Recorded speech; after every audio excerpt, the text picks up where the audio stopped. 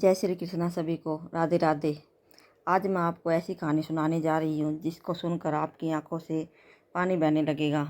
जो कि एक सोने के व्यापारी थे। कमल किशोर सोने और हीरे जवाहरात बनाने और बेचने का काम करते थे। उसकी दुकान से बने हुए गहने दूर दूर तक जाते थे। लोग दूसरे शहर से भी कमल किशोर की दुकान से गहने लेने और बनवाने आते थे। चाहे हाथों के कंगन हो, चाहे गले का हार हो, चाहे कानों के कुंडल हो। हीरे और सोने से बहुत बहुत सुंदर मीनाकारी किया करते थे। देखने वाला देखता ही रह जाता था। इतना बड़ा कारोबार होने के बावजूद भी कमल किशोर बहुत ही शांत और सरल स्वभाव के व्यक्ति थे। इससे इस माया का इन पर बिल्कुल भी रंग नहीं चढ़ा हुआ था। एक दिन उनका एक मित्र उनकी दुकान पर आया, जो कि अपनी पत्नी की सहित वृंदावन से होकर वापस आ रहा था। वो आते हुए वो सोचा कि मैं मेरे मित्र की शॉप पर चला जाता हूँ और थोड़ा प्रसाद भी दे आऊँगा। अपने मित्र कमल किशोर को भी दे दूँगा। उसकी दुकान पर जब वह पहुँचा तब कमल किशोर का कारीगर एक सोने की और हीरे से जड़ित हुई सुंदर हार बनाकर कमल किशोर को देने के लिए आया था। कमल किशोर उस हार को देख ही रहे थे कि उसका मित्र दुकान पर आ गया। कमल किशोर का मित्र अपने साथ वृंदावन से बहुत सुंदर लड्डू गोपाल का लेके आए थे, जिसका स्वरूप अत्यंत मोहक था। जब उसका मित्र दुकान पर बैठा था तो उसकी गोद में लड्डू गोपाल जी विराजमान थे।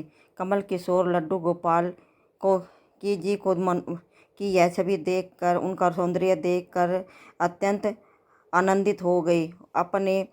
उसने अपने हाथ में पकड़ा हुआ हार उस लड्डू गोपाल के गले में पहना दिया और अपने मित्र से बातें करने लगे।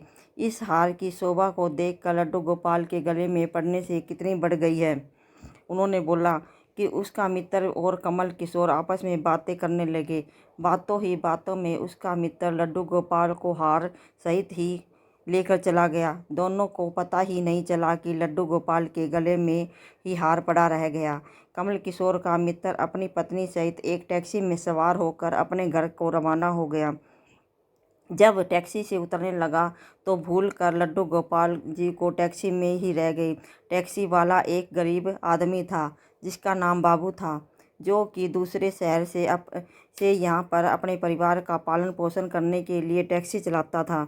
वह टैक्सी को लेकर काफ़ी आगे निकल चुका था। आज उसने अपने घर वापस जाना था, जो कि दूसरे शहर में था। जब टैक्सी से बाबू नीचे उतरा तो उसने देखा कि जब अपनी टैक्सी की पिछली सीट पर तो उसने ध्यान देखा कि लड्डू गोपाल जी पर थे वहाँ पर, और बड़े शाही तरीके से पिछली सीट पर बैठे हुए थे। उनकी सुंदर सी पोशाक पहनी हुई थी, हाथ में बांसुरी पकड़े हुए थे और पसर कर बैठे हुए थे। बाबू यह देखकर एकदम से ही घबरा गए। यह लड्डू गोपाल जी किसकी हैं? लेकिन वह अब दूसरे शहर में आ चुका था, जो कि काफ़ी दूर था, और वह सवारी का भी उन्हें पता नहीं था कि वो कौन थे।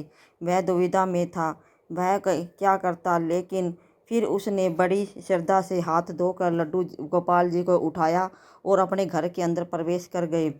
उसकी पत्नी ने उसके हाथ में पकड़े हुए लड्डू गोपाल को देखा तो इतनी सुंदर स्वरूप देखकर लड्डू गोपाल जी को देखकर उसकी पत्नी ने झट से लड्डू गोपाल को अपने हाथों में ले लिया।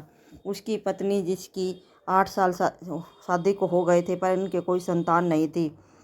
उसके अभी एक भी संतान नहीं थी, लेकिन गोपाल जी को हाथ में लेते ही उसका वात्सल्य भाव जाग उठा। उसकी ममता करुणामयी आंखों से झरझर पानी बहने लगा। ममता बस वात्सल्य भाव के कारण ठाकुर जी को गोद में उठाते ही उसको ऐसे लगा जैसे किसी अपने बच्चे को उठा लिया हो। उसके संतनों से अपने आप दूध बहने लगा, निकलने लगा। ये अपनी ऐसी दशा देखकर बाबू की पत्नी मालती बहुत हैरान हुई। उसने कसकर लड्डू गोपाल जी को अपने सीने से लगा लिया और आंखों से आंसू बहते रहे। और अब बाबू, तुम नहीं जानते कि आज तुम मेरे लिए कितना अमूल्य रत्न लेकर आए हो। बाबू कुछ समझ नहीं पा रहा था कि मेरी पत्नी को अचानक क्या हुआ है, लेकिन उसकी पत्नी को तो जैसे बावरी सी हो गई थी। वह लड्डू गोपाल जी को जल्दी से अंदर ले गई और उसने बातें करने लगी। लाला, इतनी दूर से आए हो, तुम्हें भूख लग गई होगी। उन्होंने जल्दी से मधु और घी से बनी हुई चूरी बनाकर और दूध के साथ ठाकुर जी को भोग लगाया।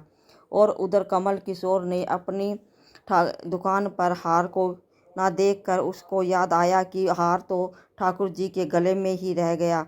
उसने अपने मित्र को संदेश भेजा तो मित्र ने आगे से जवाब दिया कि अरे मित्र, वह माखन चोर तो चित्त चोर है, हार सहित खुद ही चोरी हो गई। मैं तो खुद परेशान हूँ। कमल किशोर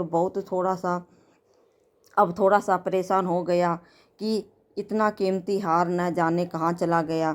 मुझे लाखों का नुकसान हो गया। लेकिन फिर भी अपने सरल स्वभाव के कारण उसने अपने मित्र को कुछ भी नहीं कहा। उसने अपने मन में सोचा कि कोई बात नहीं, मेरा हार तो ठाकुर जी के अंग से लगा है। अगर मेरी भाव सच्ची है तो ठाकुर जी उसको अपने आप पहने रखेंगे। और उधर बाबू और उसकी पत्नी मालती दिन रात ठाकुर जी की सेवा में लगे हुए थे। बाबू को लड्डू गोपाल जी अपने बेटे की तरह मानने लगे। लड्डू गोपाल जी की कृपा से मालती के घर में एक बहुत ही सुंदर बेटी ने जन्म लिया। इन सब बातों का श्रेय वह लड्डू गोपाल जी को देते हैं। यह हमारा बेटा है और अब हमारी बेटी हो गई है, हमारा परिवार पूरा हो गया है। मालती लड्डू जी को इतना स्नेह करती थी कि दिन रात उनकी सेवा में लगी रहती थी। लड्डू गोपाल जी को कष्ट न हो, ऐसे ही एक दिन कमल किशोर वापस व्यापार के सिलसिले में दूसरे शहर जाना पड़ गया। बाबू रहता था, लेकिन दुर्भाग्यवश अब जब वो उस शहर में पहुंचा तो अचानक से इतनी तेज़ बरसात हो गई कि कमल किशोर को जहां पहुंचना था वह पहुंच ना सका।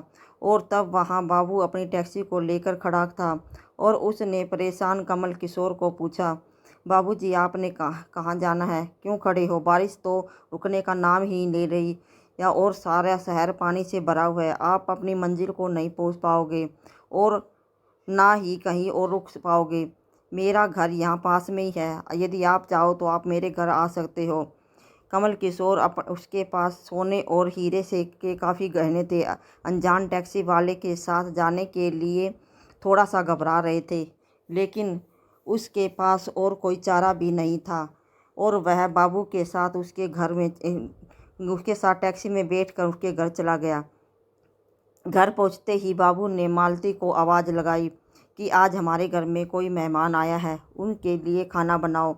कमल किशोर ने देखा कि बाबू का घर एक छोटा सा था। उन्होंने अपने घर को बहुत अच्छी तरह से सजाया हुआ था। घर में अजीब तरह से इत्र की खुशबू आ रही थी जो कि उनके हृदय को आनंदित कर रही थी।